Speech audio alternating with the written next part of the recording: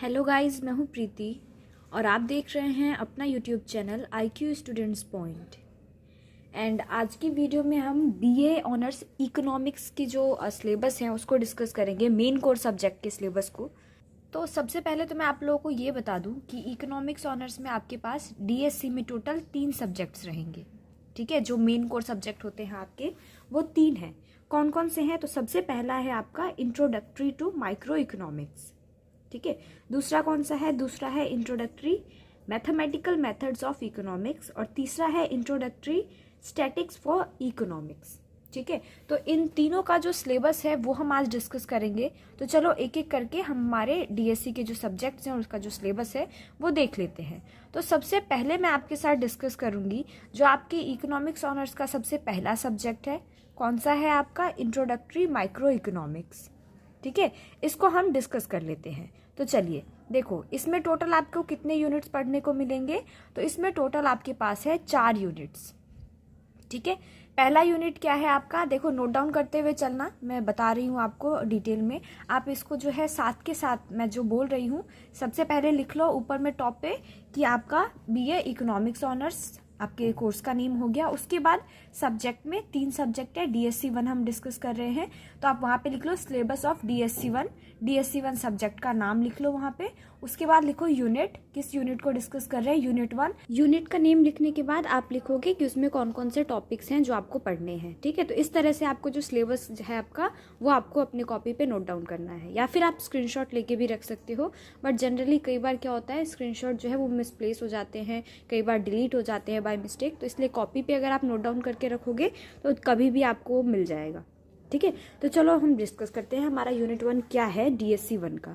तो DSC 1 के unit 1 में आप पढ़ोगे क्या है, यहाँ पे देखो लिखा हुआ है ना, यहाँ पे जो हमारा यूनिट 1 है, introduction to economics trade offs.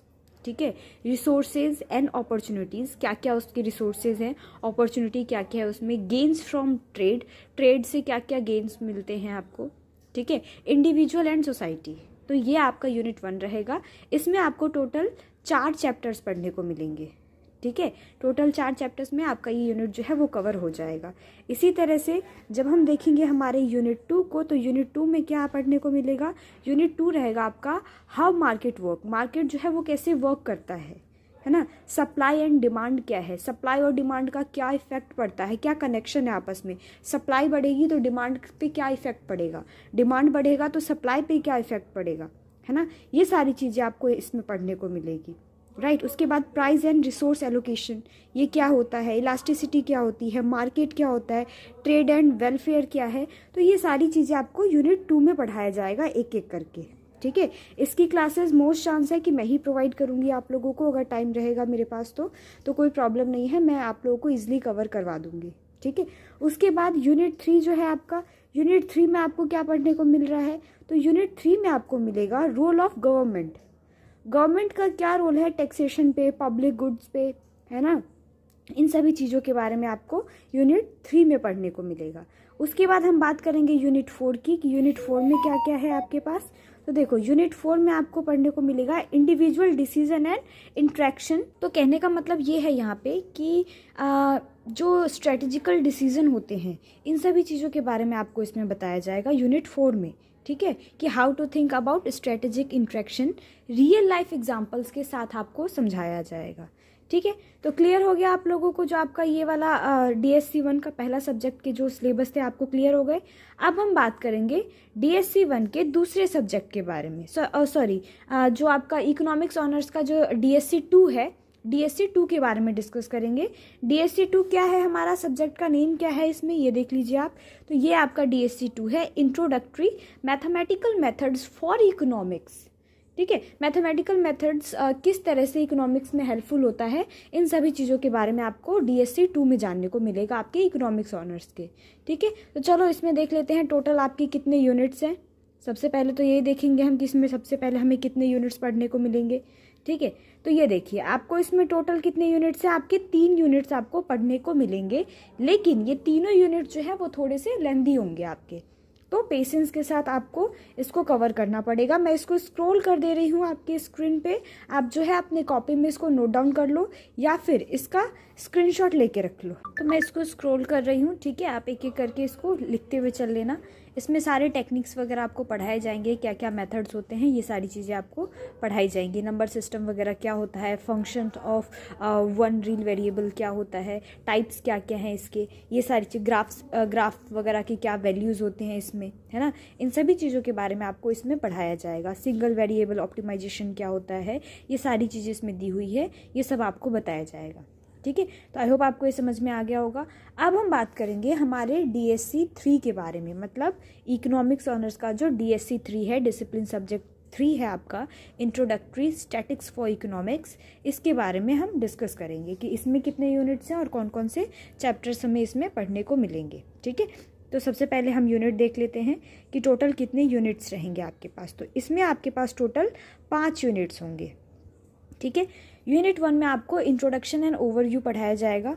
किस चीज़ का इंट्रोडक्शन, किस चीज़ का ओवरव्यू पढ़ाया जाएगा, तो ये आप यहाँ से नोट डाउन कर लो। आपको यहाँ पे सारे टॉपिक्स दिए हुए हैं कि इसमें आपको क्या क्या चीज़ें पढ़ने को मिलेंगी। उसके बाद यूनिट 2 ऐसे ही देखोगे आप। यूनिट 2 में क्या है आपका, यूनिट 2 में आपको बेसिकली एलिमेंट्री प्रोबेबिलिटी थ्योरी के बारे में बताया जाएगा।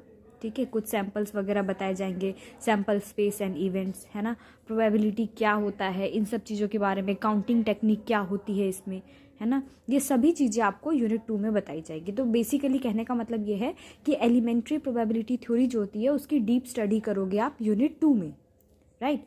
ऐसे ही यूनिट 3 की अगर हम यहाँ पे बात करेंगे तो यूनिट 3 में आपको क्या बताया जाएगा, यूनिट 3 में आपको बताया जाएगा random variable and probability distribution.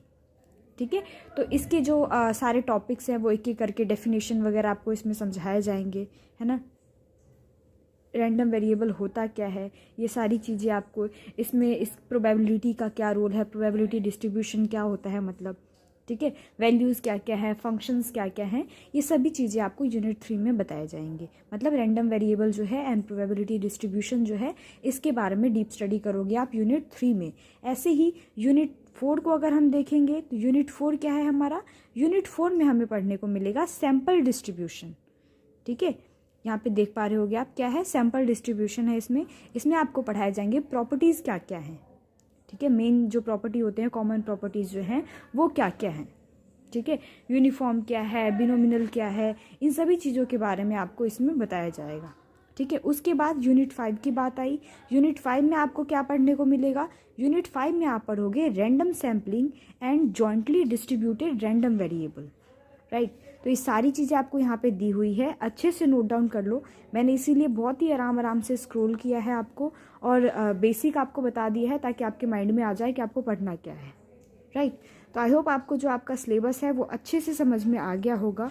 Still किसी को कोई डाउट हो, कुछ पूछना हो या कोई क्वेरी हो आपके सिलेबस से रिलेटेड, आप नीचे कमेंट बॉक्स में या टेलीग्राम पे मेरे से पूछ सकते हैं।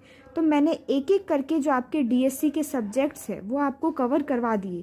ये थी बात हमारे DSC 3 की, इंट्रोडक्टरी स्टैटिक्स फॉर इकोनॉमिक्स की। इससे पहले हमने DSC 2 डिस्कस किया था। DSC 2 क्या था हमारा, सब्जेक्ट का नेम क्या था आपका DSC 2 का, तो सब्जेक्ट का नेम यहाँ पे देखो दिया हुआ है, introductory mathematical method for economics.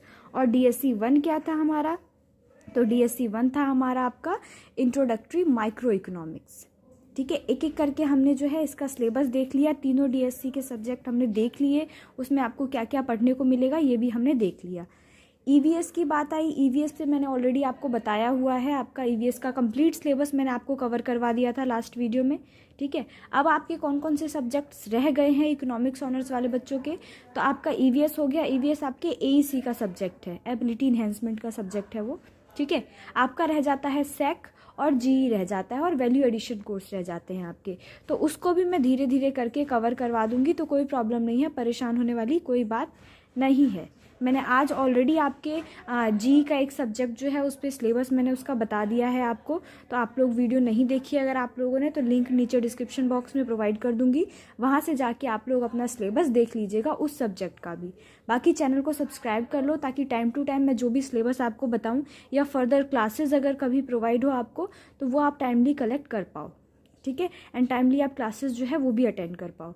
तो फिलहाल इस वीडियो में बस इतना ही गाइस। आई होप आपको सब कुछ अच्छे से समझ में आया होगा। स्टिल किसी को कोई डाउट, कोई क्वेरी, कुछ भी पूछना हो स्टडी से रिलेटेड, आप लोग नीचे कमेंट बॉक्स में या फिर टेलीग्राम पे हमसे पूछ सकते हैं।